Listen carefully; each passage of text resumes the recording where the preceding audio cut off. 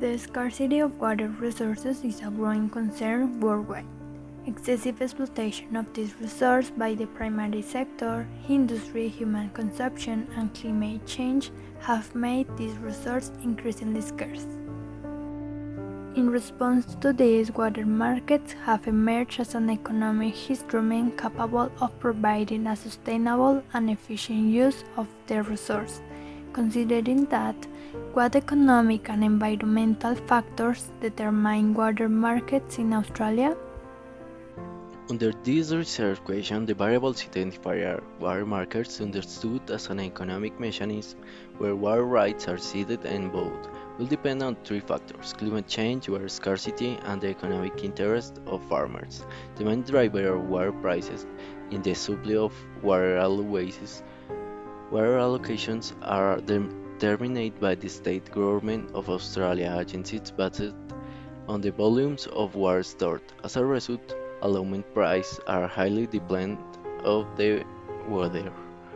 In the table, we can compare the water allocation prices with the storage volumes in July 2000 and January 2019. To develop the dynamics, it is necessary to understand the way in which the water price adjustment strategy should be carried out. It can be understood as follows. Educate for the change of consumption models and lifestyles.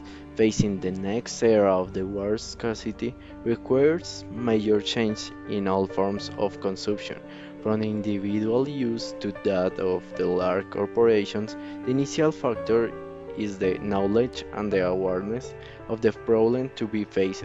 Develop new water conservation and storage technologies. The development of conservation technologies must be made compatible with a reduction in energy consumption.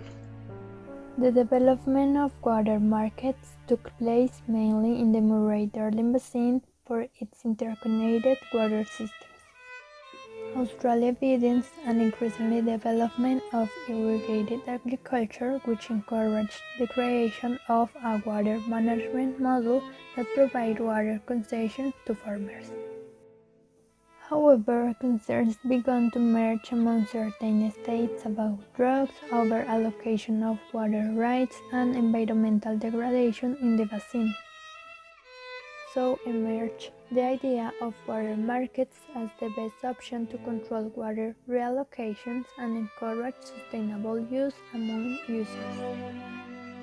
Finally, the Millennium Rock consequences prompt the development of reforms to improve water management policy among citizens and farmers.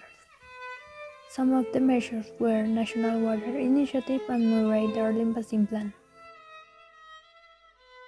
The actors involved are Sea Organization. The main actor City investigates groundwater and groundwater surfaces, taking into account items such as quality, equity, and climate.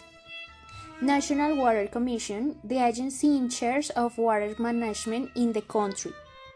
Water Australia, one of the largest private sector companies that develops its market strategies through the support of the National Water Commission and the Department of the Innovation.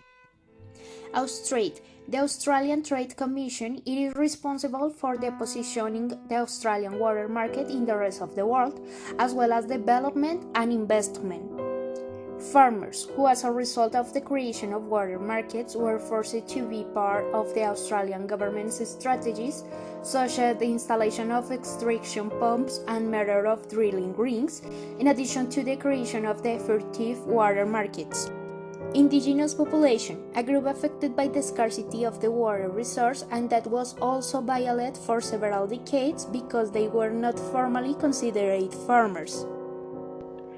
In countries that have dry regions, they have developed the commercialization and business of extraction licenses for the purchase and sale of water use, especially in a country with an unequal distribution of land like Australia.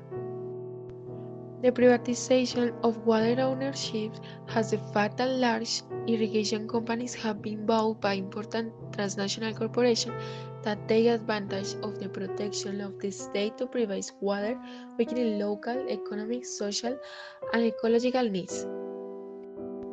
Agricultural production leads directly mainly to foreign markets, which means that there are pressures in international competitive agricultural markets and therefore the exploitation of water and its impacts on the environment are intensified to supply more the international economy.